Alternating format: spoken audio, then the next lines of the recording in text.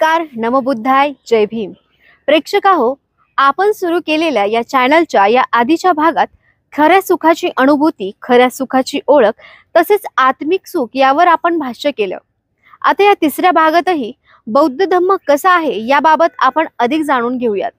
नमस्कार, मी प्रियंका शिंदे आणि आपण बघत आहात बुद्ध विचार यूट्यूब चॅनल. सर्वप्रथम आमचे चॅनल सबस्क्राईब, लाईक व जास्तीत जास्त लोकांपर्यंत शेअर करा. तर बौद्ध धम्म आहे तरी कसा? गौतम बुद्ध म्हणतात, जे पेराल त्याचेच फळ आपल्याला मिळेल. हा धर्म जगण्याला अर्थ निर्माण करून देतो. माणसाच्या सर्वश्रेष्ठ आणि उदात्त आशा आकांक्षाची पूर्ती करतो आणि तरीही मानवी जीवनात अपरिहार्य असलेले सर्व ताणतणाव सहन करण्याची क्षमता माणसात निर्माण करतो. त्याचबरोबर माणसाला त्याच्या सहकाऱ्यांबरोबरचे संबंध स्नेहमय ठेवण्यालाही मदत करतो. तो लोकांच्या मनात भीती निर्माण करीत नाही. चांगल्याचं चांगलंच फळ मिळतं आणि वाईटाचं वाईट हा सार्वत्रिक नियम आहे. बौद्ध धम्म हा नियम सर्वार्थाने मान्य करतो. म्हणूनच हा धम्म सांगतो की जे तुम्ही पेराल तेच उगवेल. दृष्टकृती माणसाच्या हातून त्याची लालसा, राग आणि अज्ञान यामुळेच घडतात. माणसातील हे दोष आत्मज्ञान झाल्यामुळे दूर होऊ शकतात. सुख किंवा दुःख यांचा अनुभव माणसाला येतो. तो कोणत्याही बाह्य कारणामुळे नाही, तर माणूस स्वतः चांगल्या किंवा वाईट गोष्टी करतो, बोलतो, त्यामुळे सुख दुःख त्याच्या वाट्याला येते. नेमक्या याच कारणासाठी हा धम्म सांगतो की आपण आज जे आहोत ते आपल्याच भूतकाळातील वर्तवणुकीचे फळ आहे आणि आपले भविष्य आपल्या आजच्या वर्तवणुकीवर अवलंबून असेल. बौद्ध धम्माची शिकवण असे सांगते की कारण आणि परिणाम हा वैज्ञानिक नियम मानवी जीवनात खूप महत्त्वाचा असतो. कारण आणि परिणाम एक अशा वर्तुळात फिरत असतात की पहिल्यांदा कारण केव्हा घडलं हे समजून येत नाही. प्रत्येक कारण आणि परिणामात रूपांतरित होत असतं आणि पुनश्च परिणाम कारण बनतो. हे चक्र अशा तऱ्हेने पुनरावृत्त होतं की कारण कोणतं आणि परिणाम हेच कळत नाही. हा एकमेव असा धम्माचा संस्थापक एखाद्या दंतकथेचा नायक नाही, तर तो एक महान गुरु आहे की जो या जगात प्रत्यक्षात जगला होता. त्याने कधीही एक अलौकिक माणूस म्हणून स्वतःला म्हणून घेतलं नाही, तर नेहमी त्याने स्वतःला एका सामान्य माणूस म्हणूनच समजले. ज्याला सत्याचा साक्षात्कार झाला आहे, जीवनाचे रहस्य समजले आहे, ज्याला मानवी जीवनातील सुख दुःखाचे कारण समजले आहे, आजही केवळ त्याच्या धर्माचे करोडो अनुयायी आहेत. एवढेच नव्हे तर अखिल जगातील सर्व सुसंस्कृत आणि बुद्धिमान माणसे त्यांचा आदर करतात.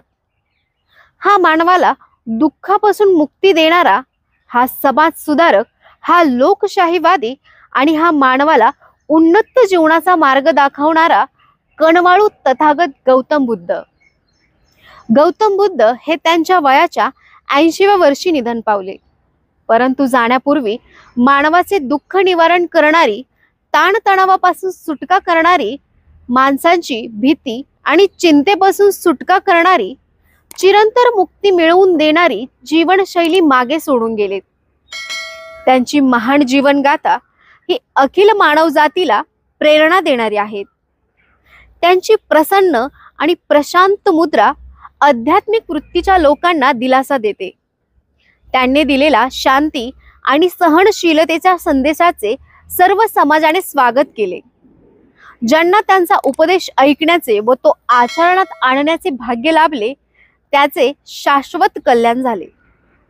त्यांची अदम्य इच्छाशक्ती, अगाध शहाणपण, सर्वांप्रती असलेलं प्रेम, अमर्याद दया, निस्वार्थ सेवा, अभूतपूर्व संन्यासी वृत्ती, आकर्षक व्यक्तिमत्व आणि स्वतःचे विचार समजावून सांगण्याची आदर्श शिक्षण पद्धती व त्यामुळे त्यांना मिळालेले अंतिम यश, या सर्व घटकांमुळे प्रेरित झालेल्या जगातील 1/5 लोकसंख्येला तो आदरणीय आणि परमश्रेष्ठ गुरु वाटतो.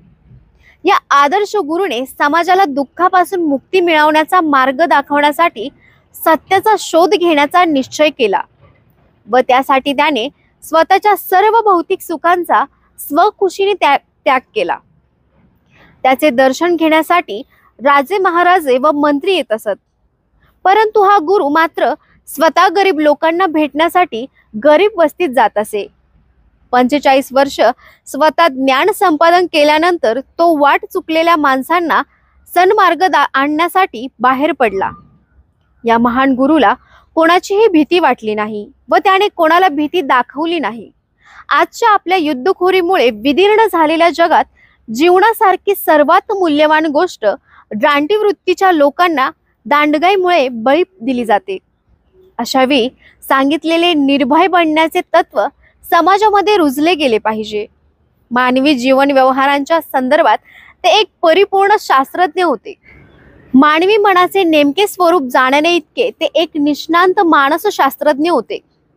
त्यामुळे त्यांचा उपदेश एकमेव विज्ञानधिष्ठित धर्म म्हणून मान्यता पावला. महान तत्वज्ञ आणि निपक्षपाती विचारवंत असे मानतात की बुद्ध हा असा गुरु होता की ज्याला जगाच्या वास्तव स्वरूपाचे नेमके ज्ञान झाले होते. नीती तत्वाच्या दृष्टीने ते म्हणजे परिपूर्ण नैतिकतेचे आदर्श उदाहरण होते आणि त्यांनी उच्च कोटीच्या स्वयंशिस्तीचे नियम सांगून ठेवले आहेत. त्यांनी जे सद्गुण शिकवले त्या सर्व सद्गुणांचे ते स्वतः एक परिपूर्ण असे आदर्श उदाहरण होते. तर्कशुद्ध विचार करणाऱ्या लोकांच्या दृष्टीने ते एक उदारमतवादी धर्मोपदेशक होते. मानवी जीवनातील किचकट प्रश्नांची त्यांना यथायोग्य जाणीव होती. स्वतंत्र विचार करणाऱ्या लोकांच्या मते तो असा धर्मोपदेशक होता की ज्याने लोकांना धार्मिक सिद्धांतावर विश्वास न ठेवता स्वतंत्र विचार करण्याची प्रेरणा दिली. अजूनही तथागत गौतम बुद्धांबद्दल अनेक मत नोंदवली गेली आहेत. तुर्तास मी आज आपली रजा घेते. पुढील भागामध्ये पुन्हा भेटूया. मागील भाग व पुढील भाग हे सर्व भाग बघण्याकरिता आमचे बुद्ध विचार हे चॅनल लाईक, सबस्क्राईब व जास्तीत जास्त लोकांपर्यंत शेअर करा व बेल आयकॉन दाबा. म्हणजेच आमचे नवनवीन व्हिडिओचे नोटिफिकेशन तुम्हाला तुमच्या मोबाईलवर येतील. काही सूचना असतील तर कमेंट बॉक्समध्ये त्या कळवा. आम्ही त्या सूचनेचे नक्की अनुकरण करू. मी प्रियंका शिंदे आपली रजा घेते. नमो बुद्धाय. जय भीम. धन्यवाद.